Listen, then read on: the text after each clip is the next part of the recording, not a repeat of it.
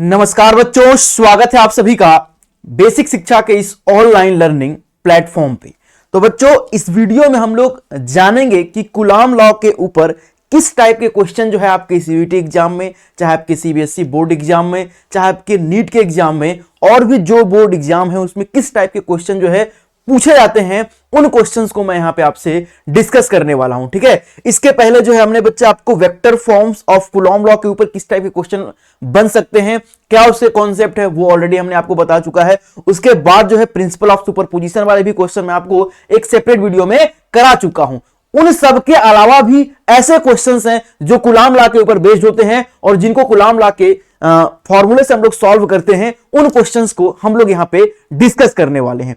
ठीक है, तो चलिए सबसे पहला जो मैं आपको टाइप दिखाता हूं, वो सबसे पहला टाइप है क्या, for problems related to string. कुछ ऐसे भी क्वेश्चंस है बच्चे, अगर आप नीट के प्रीवियस ईयर क्वेश्चंस को उठा करके देखेंगे ना, तो नीट के प्रीवियस ईयर में इस टाइप के क्वेश्चन जो है पूछे गए हैं। मैं इस टाइप के क्वेश्चंस को यहां पे क्यों बता रहा हूं, क्योंकि अगर नीट के एग्जाम में क्वेश्चंस ऐसे आए हुए हैं प्रीवियस ईयर में, तो हो सकता है ऐसा मोस्ट प्रोबेबल चांस कि आपके सीईटी में भी ऐसे टाइप के क्वेश्चन पूछे जाए। ठीक है, तो ऐसे टाइप के क्वेश्चंस को भी यहां पे हम लोग करना सीखेंगे। क्या क्या, देखो ऐसे बना करके देगा बच्चे कि देखो दो चार्ज है अपने पास, दो बॉल है, समझ लीजिए एक बॉल है जिसकी मास m है, चार्ज q है, एक दूसरी बॉल है जिसके ऊपर भी चार्ज q है, मास क्या है m है, मतलब आइडेंटिकल बच्चे दोनों बॉल हैं। तो सबसे पहले अगर आपसे पूछ सकता है क्या कि वेट ऑफ बॉल बताइए, तो वेट निकालने का तो सिंपल तरीका है बच्चे कि वेट निकालने का सर सिंपल तरीका क्या है कि W इक्वल टू सर क्या होगा, इसका mg जो है नीचे की तरफ लगेगा, आपको सबको पता है, तो इसका mg जो है नीचे की तरफ लगेगा। तो वेट ऑफ बॉल चाहे इसका W इक्वल टू mg होगा और उसका भी क्या होगा, W इक्वल टू mg होगा, यानी कि वेट इक्वल टू तो क्या हो जाएगा, तो वेट इक्वल टू हो जाएगा क्या, mg। इस तरीके से आप वेट तो निकाल दोगे, वेट में कोई दिक्कत नहीं होगी।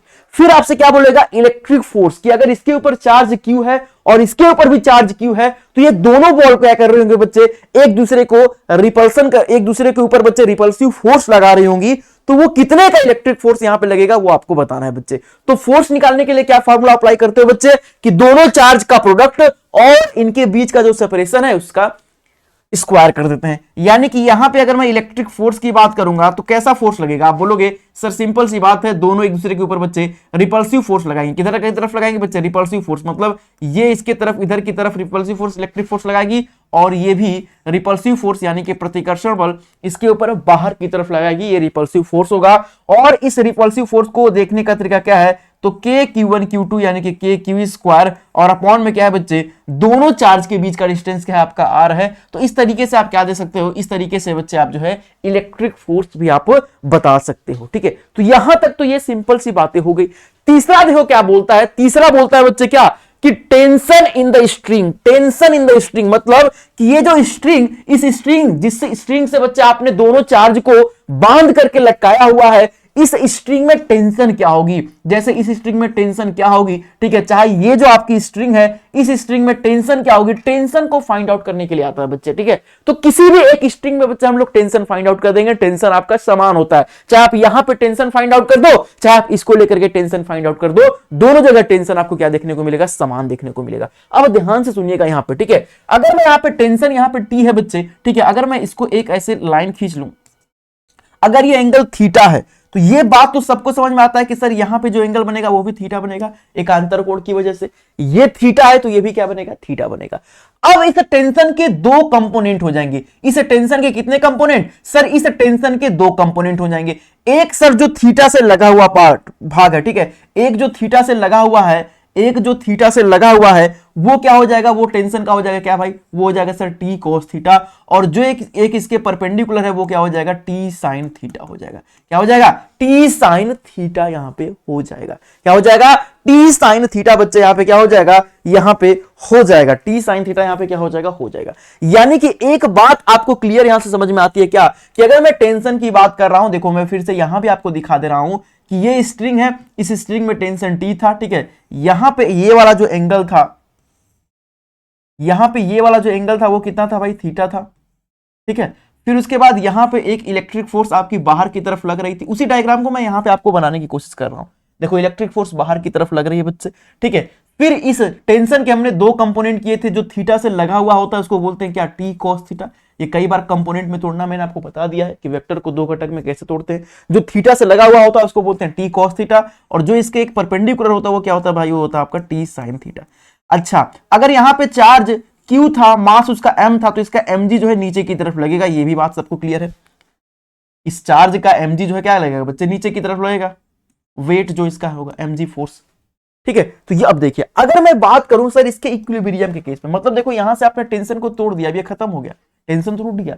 अब इक्विलिब्रियम में अगर मैं बात करूं तो सर जो ऊपर वाला ऊपर है, ठीक है, टी कॉस थीटा, तो वो किसके बराबर होगा सर, वो mg के बराबर हो जाएगा। इसको इक्वेशन नंबर क्या कर लीजिए आप, 1 सपोज कर लीजिए। फिर ये वाला सर टी साइन थीटा बराबर क्या हो जाएगा सर, एफ ई के हो जाएगा। क्या हो जाएगा भाई, एफ ई के हो जाएगा। ये इक्वेशन नंबर क्या हो जाएगा, 2 हो जाएगा। अब अगर आप यहां पे क्या कर देते हो, अगर आप यहां पे कर देते हो क्या, इक्वेशन 2 अपॉन में 1, तो 2 अपॉन में अगर 1 करोगे तो कितना हो जाएगा, टी साइन थीटा अपॉन में क्या हो जाएगा, टी कॉस थीटा, और अपॉन में क्या हो जाएगा, एफ ई अपॉन में एम जी हो जाएगा। ठीक है, टेंशन टी से टी बच्चे क्या हो जाएगा, कैंसिल हो जाएगा, तो यहां पे हो जाएगा क्या, यहां पे हो जाएगा tan थीटा इक्वल टू क्या हो जाएगा, एफ ई अपॉन में हो जाएगा M G. tan theta equal to क्या हो जाएगा, tan थीटा इक्वल टू हो जाएगा एफ ई अपॉन में एम जी। अब सर यहां से tan थीटा कैसे निकालेंगे, tan थीटा निकालना बहुत ही सिंपल तरीका है बच्चे।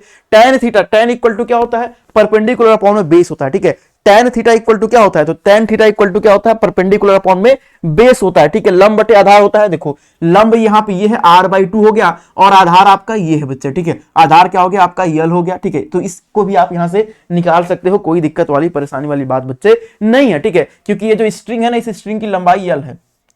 ठीक है, तो आप ये जो लेंथ है इसको भी निकाल सकते हो। ठीक है, ये भी आप लेंथ यहाँ पे निकाल सकते हो बच्चे, और ये भी दिया है, तो उस केस से आप tan थीटा भी यहाँ पे निकाल सकते हो, और एफ आई और mg में से वैल्यू आपको मिल जाएगी।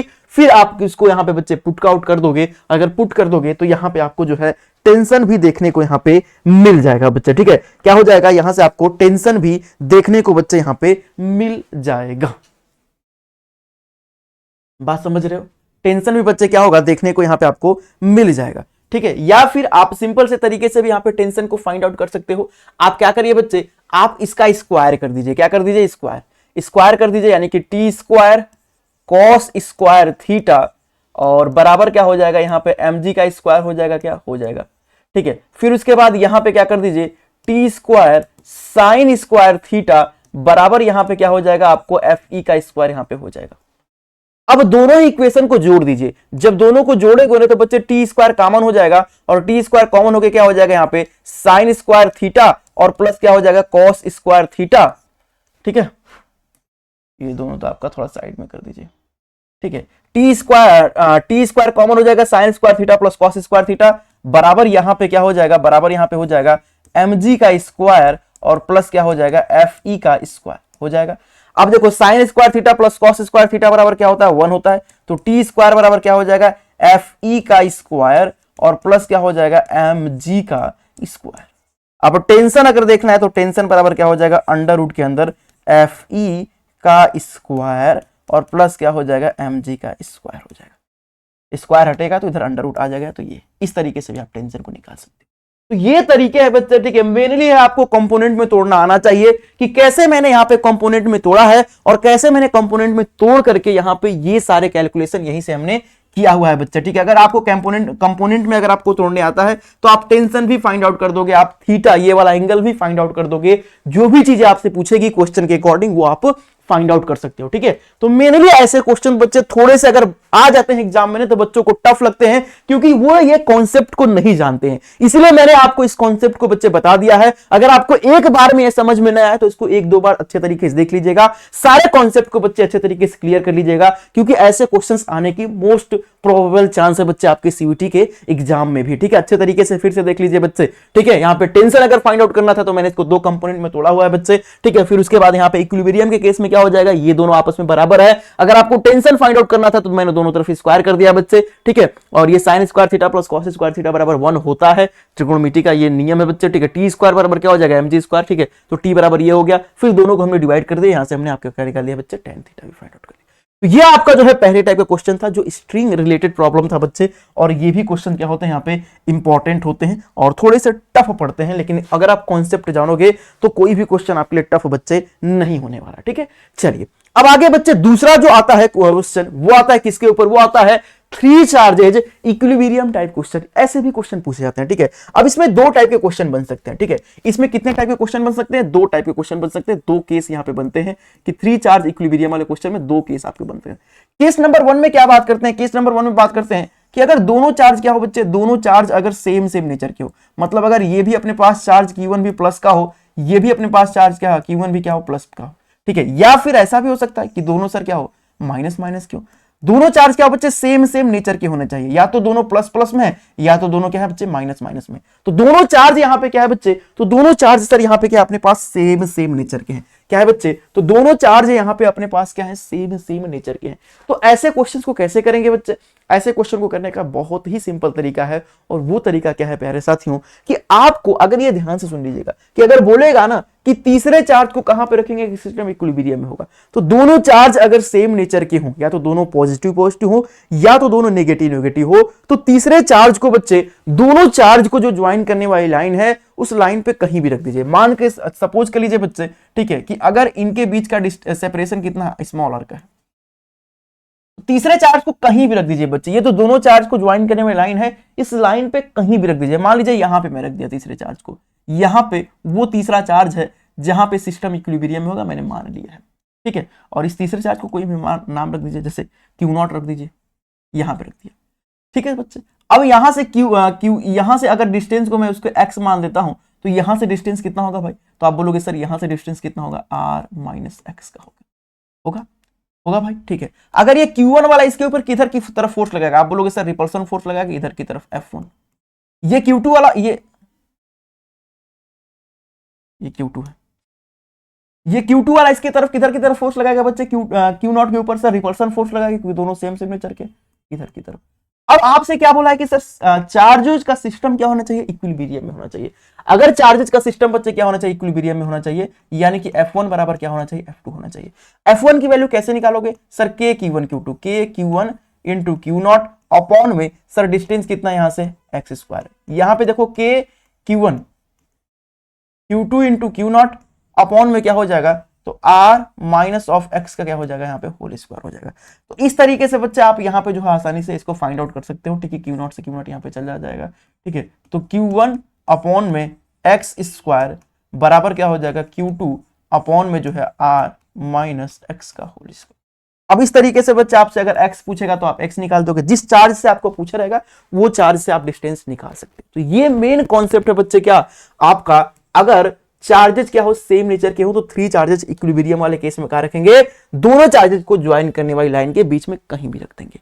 अब दूसरा केस आता है बच्चे, आपके दिमाग में भी आएगा कि अगर सर चार्जेस सेम ना हो करके क्या हो अपोजिट नेचर के हो, ठीक है। तो दूसरा केस भी मैं आपको बता देता हूं कि अगर चार्जेस सेम ना हो करके अगर अपोजिट नेचर के हो, मतलब एक पॉजिटिव चार्ज हो और एक क्या हो अगर आपके पास नेगेटिव चार्ज हो। कहने का मतलब यह है कि अगर ये प्लस Q1 है,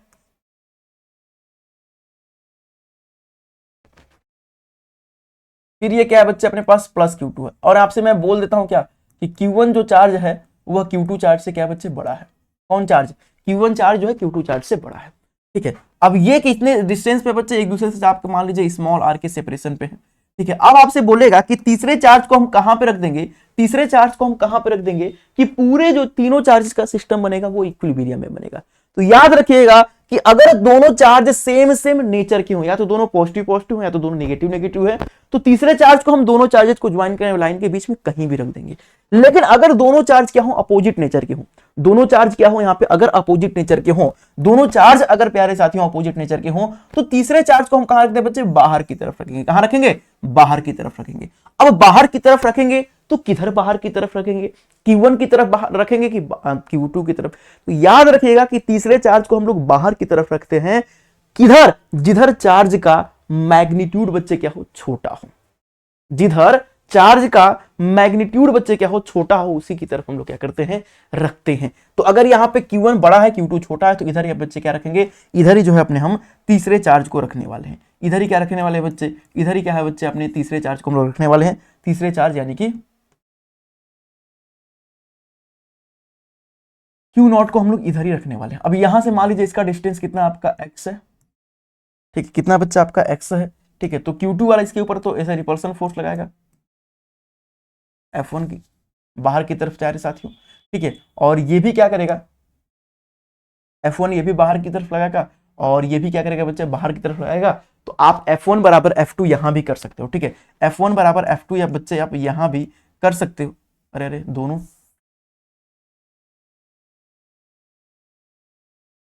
अपोजिट होने चाहिए प्यारे साथियों ना। एक प्लस Q1 होगा, एक क्या होगा माइनस Q2, अपोजिट नेचर के ना, सॉरी मैंने यहाँ पे ध्यान दिया, यहाँ पे तो सेम सेम वाला मैंने बता ही दिया है, ठीक है। तो अगर दोनों अपोजिट नेचर के हों, दोनों क्या हो बच्चे, अपोजिट नेचर के हों, तो तीसरे चार्ज को कहां पर रखेंगे, तो तीसरे चार्ज को हम लोग बाहर की तरफ रखेंगे। किधर बाहर की तरफ, जिधर चार्ज का मैग्नीट्यूड छोटा हो। कहने का मतलब यह है कि अगर सपोज कर लीजिए ये +3 कूलाम का है और ये कितना है बच्चे, ये आपका है -2 कूलाम का, ठीक है। तो किधर के चार्ज का मैग्नीट्यूड बच्चे, ठीक है, ये 3 है ये 2 है, किधर के चार्ज का मैग्नीट्यूड छोटा है बच्चे, इधर के चार्ज का मैग्नीट्यूड छोटा है, तो इधर ही बच्चे हम लोग रखेंगे, इधर ही हम लोग तीसरे चार्ज Q0 को रखेंगे, ठीक है। अब देखो सर ये Q2 वाला इसकी किधर की तरफ फोर्स लगाएगा बच्चे, ये अंदर की तरफ फोर्स लगाएगा, तो F2 की बात करेंगे। ये किधर की तरफ फोर्स लगाएगा सर, ये बाहर की तरफ फोर्स लगाएगा, इसको हम लोग क्या दे देंगे, F1 नाम देंगे। अब सर इस इक्विलिब्रियम के केस में क्या होगा बच्चे, F1 बराबर क्या होना चाहिए सर, F2 के होना चाहिए, ठीक है। अब F1 की वैल्यू आप देख सकते हो, F1 की वैल्यू सर यहां से इस चार्ज का डिस्टेंस क्या हो जाएगा, x + r हो जाएगा, ठीक है।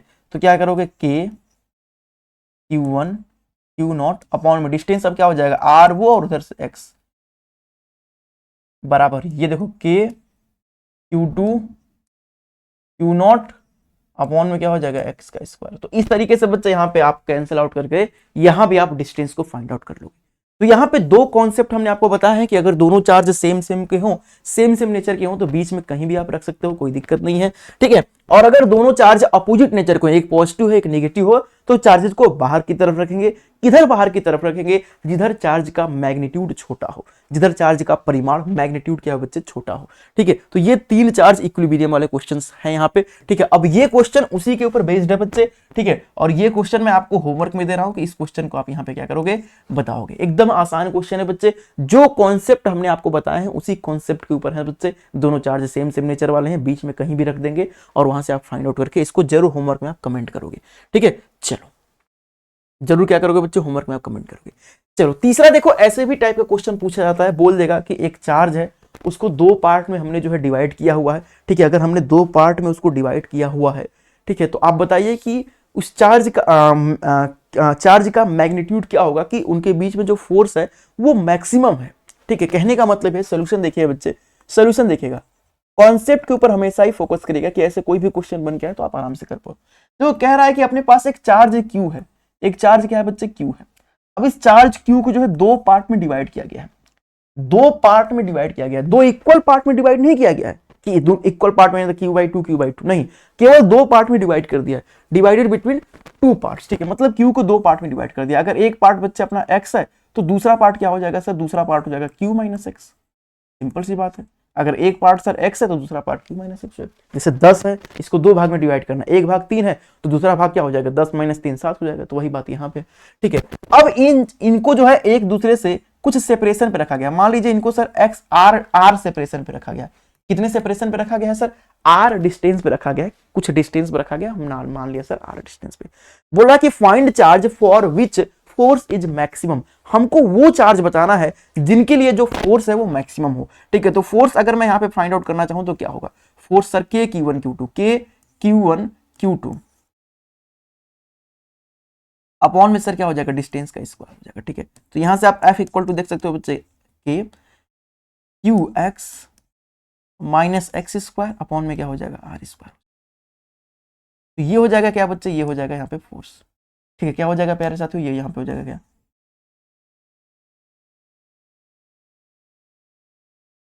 ठीक है। ये यहाँ पे क्या हो जाएगा भाई, फोर्स हो जाएगा, ठीक है। अब देखो क्या बता रहा है, आपसे पूछ रहा है कि वह फोर्स फाइंड आउट कर दीजिए जहां पे आपका क्या हो बच्चे, चार्ज फाइंड आउट कर दीजिए जहां पे आपका फोर्स मैक्सिमम हो। देखो फॉर मैक्सिमा, जब भी अगर मैक्सिमा या मिनिमा की बात आती है, ये कॉन्सेप्ट अपने दिमाग में रख लो बच्चे, हमेशा काम आएगा। जब भी अगर बात मैक्सिमा या मिनिमा की आती है तो हम लोग डिफरेंशिएशन करते हैं, मतलब differentiation of differentiation of F with respect to D F by D X को हम लोग क्या करते हैं बच्चे, जीरो के इक्वल रख देते हैं। बस इतना आप कर दोगे आपका निकल के आ जाएगा। अगर ये भी पूछ देता है कि वो चार्ज बताइए जहां पे फोर्स आपका मिनिमम हो, या वो चार्ज बताइए जहां पे आपका फोर्स मैक्सिमम हो, जब भी अगर मिनिमा और मैक्सिमा की बात आती है बच्चे, हमेशा आप क्या करते हो, डिफरेंशिएशन करते हो, D F by D X को जीरो के इक्वल रखते हो। मतलब जब यहां पे अगर आप डिफरेंशिएशन ऑफ एफ करोगे विथ रिस्पेक्ट टू एक्स, तो आप क्या करोगे, देखो आप क्या करने वाले हो, ध्यान से यहां पे सुनिएगा। सर यहाँ पे k कांस्टेंट है, सर आर स्क्वायर कांस्टेंट है, तो कांस्टेंट जो होगा वो क्या हो जाएगा बच्चे, बाहर निकल जाएगा। कांस्टेंट तो पहले ही सर क्या हो जाएगा, बाहर निकल जाएगा। ठीक है, क्यू एक्स में, क्यू बच्चे क्या है, कांस्टेंट है, एक्स का डिफरेंशिएशन कितना होगा, 1 होगा, माइनस एक्स स्क्वायर का डिफरेंशिएशन कितना होगा, 2x होगा। जो नीचे रहता है वही वेरिएबल होता है, उसी के रिस्पेक्ट वाले को डिफरेंशिएशन करते हैं बच्चे। के आर स्क्वायर, ये क्यू सर कांस्टेंट था, के बाई आर स्क्वायर पहली बात तो ये कांस्टेंट था, ये पूरा बाहर निकल गया। क्यू एक्स का डिफरेंशिएशन कितना हो गया, 1, एक्स स्क्वायर का डिफरेंशिएशन कितना हो गया, 2 हो गया। तो फॉर मैक्सिमा और minima D F by D X को हम क्या रखते हैं, जीरो के इक्वल रखते हैं। तो जीरो बराबर क्या हो जाएगा यहाँ पे, के बाई आर स्क्वायर। ठीक है, यहाँ पे क्या हो जाएगा, क्यू और माइनस क्या हो जाएगा, 2। इसको इधर मल्टीप्लाई कर देंगे तो पूरा टर्म क्या हो जाएगा, जीरो हो जाएगा। जीरो बराबर यहाँ पे क्या हो जाएगा, क्यू माइनस 2x। ठीक है, तो क्यू बराबर यहाँ पे क्या हो जाएगा, क्यू बराबर सर यहाँ पे हो जाएगा 2x। एक्स बराबर सर यहाँ पे क्या हो जाएगा, एक्स बराबर यहाँ पे हो जाएगा क्यू बाई 2।